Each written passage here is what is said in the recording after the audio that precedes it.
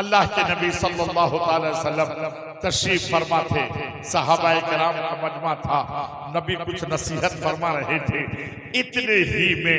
ایک دیہاتی بات البال الجھا ہوا ہے، گریبان چاک ہے، بالکل وہ آ گیا دیوانہ بن کر نبی کی بارگاہ میں حاضر ہوتا ہے اور عرض کرتا ہے، یا رسول اللہ، یا حبیب اللہ، میں بڑا پاپی ہوں، میں بڑا گنہگار ہوں، یا رسول اللہ کوئی ایسا نسخہ بتا دیجئے جس کی وجہ سے اللہ میری مغفرت فرما دے، یا رسول اللہ کوئی ایسا ٹیبلیٹ کھلا دیجئے جس سے اللہ میرے گناہوں کو معاف فرما دے، یا رسول اللہ کوئی ایسا مکسچر پلا دیجئے جس کی وجہ سے میں پاک صاف ہو جاؤں گناہوں سے۔ نبی اکرم صلی اللہ تعالیٰ علیہ وسلم اس دیہاتی سے ارشاد فرماتے ہیں، اے دیہاتی، یہ جو دیکھ رہے ہو آسمان میں تارے، اتنے تیرے گناہ ہیں۔ اس دیہاتی نے عرض کیا، یا رسول اللہ، یا حبیب اللہ، یہ آسمان کے تاروں کی بات نہ کریں، ان سے زیادہ میرے گناہ ہیں۔ اللہ کے نبی صلی اللہ تعالیٰ علیہ وسلم ارشاد فرماتے ہیں، درخت کے پتوں سے بھی زیادہ تیرے گناہ ہیں۔ کہا ہاں یا رسول اللہ، پوری دنیا کے درختوں کے پتوں کو توڑ توڑ کر انہیں شمار کیا جائے اور میرے گناہوں کو دیکھا جائے تو یا رسول اللہ ہمارے گناہ زیادہ ہو جائیں گے اور درخت کی پتیاں کم پڑ جائیں گی۔ نبی ارشاد فرماتے ہیں، اے دیہاتی، کیا تیرا گناہ زمین کے ذرات سے بھی زیادہ ہے؟ وہ دیہاتی عرض کرتا ہے، ہاں ہاں یا رسول اللہ، ہمارے گناہ زمین کے ذرات سے بھی زیادہ ہے۔ نبی ارشاد فرماتے ہیں، اے دیہاتی، کیا تیرا گناہ پانی کے قطرات سے بھی زیادہ ہے؟ وہ دیہاتی کہتا ہے، یا رسول اللہ، سمندر، نالے، دریا، ندی، ان کے پانی کو اگر بند بند گنا جائے اور پھر میرے گناہوں کو گنا جائے تو یا رسول اللہ ہمارے گناہ زیادہ ہو جائیں گے، پانی کے قطرات کم پڑ جائیں گے۔ نبی ارشاد فرماتے ہیں، اے دیہاتی، بتا کیا تیرا گناہ اللہ کی رحمت سے بھی زیادہ ہے؟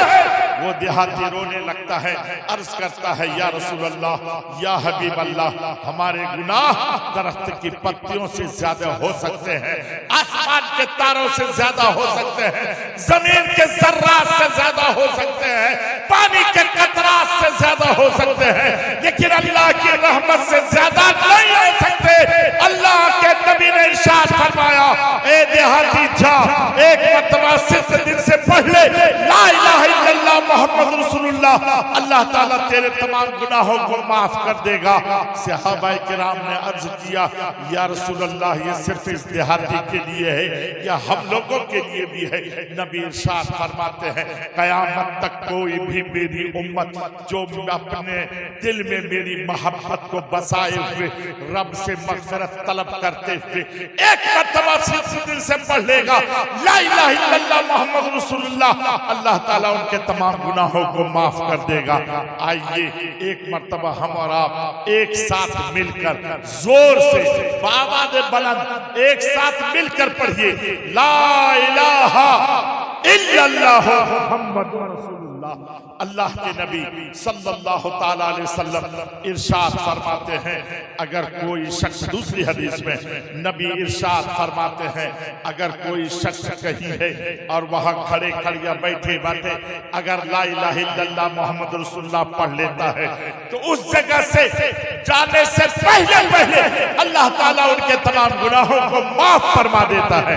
آئیے ہم اور آپ پھر ایک مرتبہ صرف دل سے دل میں نبی کی محبت کو بساتے ہوئے رب سے مغفرت کے طلب کرتے ہوئے ایک مرتبہ صرف دل سے سب مل کر پڑھیے، لا الہ الا اللہ محمد رسول اللہ صلی اللہ تعالی علیہ وسلم۔ تیسری حدیث میں نبی اکرم صلی اللہ تعالی علیہ وسلم ارشاد فرماتے ہیں کہ اگر کوئی شخص کہیں لا الہ الا اللہ محمد رسول اللہ پڑھتا ہے تو عرش اعظم ہلنے لگتا ہے۔ اللہ ارشاد فرماتا ہے، اے عرش رک جا، ٹھہر جا۔ عرش عرض کرتا ہے، اے پروردگارا، اے خالق کائنات، اے مولا تبارک و تعالی، مجھے اس وقت تک سکون نہیں ملے گا جب تک کہ تو اس کی مغفرت فرما نہ دے گا۔ جس نے پڑھا ہے لا الہ الا اللہ محمد رسول اللہ تو اللہ ارشاد فرماتا ہے اے ایسا عرش رک جا۔ ابھی اس بندے نے پورا کلمہ بھی نہیں پڑھا تھا، صرف کہا تھا ابھی لا الہ الا اللہ، ایک میں نے ان کے تمام گناہوں کو معاف کر دیا ہے۔ آئیے ہم اور آپ ایک مرتبہ پھر صدق دل سے زور سے ایک ساتھ مل کر پڑھیے لا الہ الا اللہ محمد رسول اللہ صلی اللہ تعالیٰ علیہ وسلم۔ اصل میں زور سے ایک ساتھ مل کر کیوں کہتا ہوں میں؟ اصل میں ایک بڑی پیاری حدیث ہے، بڑی پیاری حدیث۔ اللہ کے نبی صلی اللہ تعالیٰ علیہ وآلہ وسلم ارشاد فرماتے ہیں قیامت کا منظر ہوگا اور ہر کوئی اپنی نفسی نفسی کا ہر طرف عالم ہوگا، کوئی کسی کا نہ ہوگا، نہ باپ بیٹے کا، نہ بیٹا باپ کا، نہ بیٹی ماں کی، ہر طرف نفسی نفسی کا عالم ہوگا۔ ایسے وقت میں ایک شخص کو لایا جائے گا اور ان کے نام اعمال کو تولا جائے گا۔ اللہ کے نبی ارشاد فرماتے ہیں جب ان کے نام اعمال کو تولا جائے گا تو ان کے نام اعمال میں کوئی نیکی نہ ہو، صرف برائی برائی۔ بس اب فرشتے اسے پکڑیں گے اور پکڑ کر جہنم کی طرف لے کر جائیں گے۔ اللہ ارشاد فرمائے گا اے فرشتوں اسے کہاں لے جا رہے ہو؟ فرشتے عرض کریں گے مولا تو علیم بذات الصدور ہے، تو عالم الغیب و شہادہ ہے، تو دلوں کی دھڑکنوں کو بھی جانتا ہے۔ مولا تو جانتا ہے کہ اس کے نام اعمال میں کوئی نیکی نہیں ہے، اسی لیے جہنم لے جا رہا ہوں۔ اللہ ارشاد فرمائے گا نہیں نہیں، ان کے ایک نیکی میرے پاس میں ہے، ان کے نام اعمال کو پھر سے تولا جائے۔ حدیث شریف میں آتا ہے نبی اکرم صلی اللہ تعالی وسلم ارشاد فرماتے ہیں ان کے پورے برائیوں کو ایک پلے میں فرشتے رکھیں گے اور اللہ جو ایک نیکی دے گا اس کو ایک پلے میں رکھیں گے، اور جب فرشتے اس کو وزن کریں گے تو برائی کا پلہ ہلکا ہو جائے گا اور اس ایک نیکی کا پلہ بھاری ہو جائے گا۔ اللہ ارشاد فرمائے گا اس بندے کو میرے فضل و احسان کی بنیاد پر جنت لے جاؤ، تو وہ شخص سجدے میں گر جائے گا، عرض کرے گا مولا اب تو جنت ضرور جاؤں گا، تیرا حکم ہو گیا ہے جنت ضرور جاؤں گا، لیکن مولا میں نے تو زندگی میں کوئی نیکی نہیں کی تھی، یہ ایک نیکی کون سی تھی؟ اللہ ارشاد فرمائے گا کہ دیکھو دیکھو ایک جگہ میرا ذکر ہو رہا تھا، میرے محبوب کا ذکر ہو رہا تھا، لا الہ الا اللہ کا ورد ہو رہا تھا، تم کہیں سے آ رہے تھے اور آنے کے بعد جب کہ تم آئے اسی مجلس میں تھوڑی دیر کے لیے ٹھہر گئے اور بیٹھ گئے، جس کے پاس تو بیٹھا تھا وہ میرا محبوب بندہ تھا، برگزیدہ بندہ تھا۔ اس مجلس میں اس بندے کے ساتھ جو مل کر لا الہ الا اللہ محمد رسول اللہ پڑھا تھا، میں نے سب کے گناہوں کو معاف کر دیا تھا، تو نے بھی پڑھا تھا اس لیے تیرے گناہوں کو بھی معاف کر دیا تھا۔ اتنا بڑا مجمع ہے، اس میں کوئی بھی تو نیک آدمی ہوگا، کوئی بھی تو اچھا آدمی ہوگا۔ آئیے ہم لوگ ایک مرتبہ صدق دل سے اور نبی کی محبت کو دل میں بساتے ہوئے زور سے پڑھیے لا الہ الا اللہ محمد رسول اللہ صلی اللہ تعالی علیہ وآلہ وسلم۔ ایک بات میں اس جگہ کہہ دوں کہ ہم لوگ یہ محمد رسول اللہ پہ چومتے ہیں، ایسا کیوں کرتے ہیں؟ دیکھیے حضرت موسیٰ علیہ السلام کا زمانہ تھا اور اسی زمانے میں ایک شخص گاؤں میں رہتا تھا، بڑا خراب تھا، لوگ اس کو برا سمجھتے تھے، وہ ہر برائی کرتا تھا، لوگوں کو ستا تھا، اتفاق سے مر گیا۔ لوگوں نے کہا کہ ان سے چھٹکارا ملی، اس کو دفنائیں گے نہیں، یہ بڑا خراب آدمی تھا۔ ان کے پاؤں میں رسی لگایا، گھسیٹتے ہوئے ایک کوڑا کرکٹ کی جگہ میں ڈال دیا تاکہ ان کو کیڑے مکوڑے اور یہ درندے اور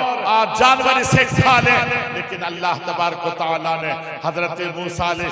السلام پر وحی نازل فرمائی، ارشاد فرمایا اے موسیٰ جاؤ فلاں گاؤں، وہاں کوڑا کرکٹ پر ایک میرا بندہ ہے جس کو ان لوگوں نے پھینک دیا ہے، جاؤ ان کو اپنے ہاتھ سے ان کو اٹھاؤ اور اپنے ہاتھ سے نہلاؤ، کفناؤ اور اس کو دفن کرو۔ حضرت موسیٰ علیہ السلام اس گاؤں میں آئے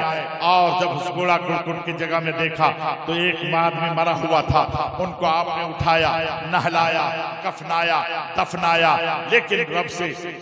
عرض کیا اے پروردگار، اے خالق کائنات، اے مولا تبارک و تعالیٰ، یہ تو بندہ بڑا گنہگار تھا، آخر تو نے اپنے نبی پر اپنے رسول کو حکم دیا کہ ان کو اٹھاؤ، نہلاؤ اور ان کو کفناؤ اور دفناؤ، آخر اتنے مہربانی کا سبب کیا ہے؟ تو اللہ نے ارشاد فرمایا سنو اے موسیٰ، یہ گنہگار سہی، پاپی سہی، خراب سہی، لیکن سنو، جب یہ توریت کھولتا تھا، میرے محبوب کا نام دیکھتا تھا محمد، تو اس کو اپنے انگوٹھے سے لے کر چوم لیتا تھا، منہ سے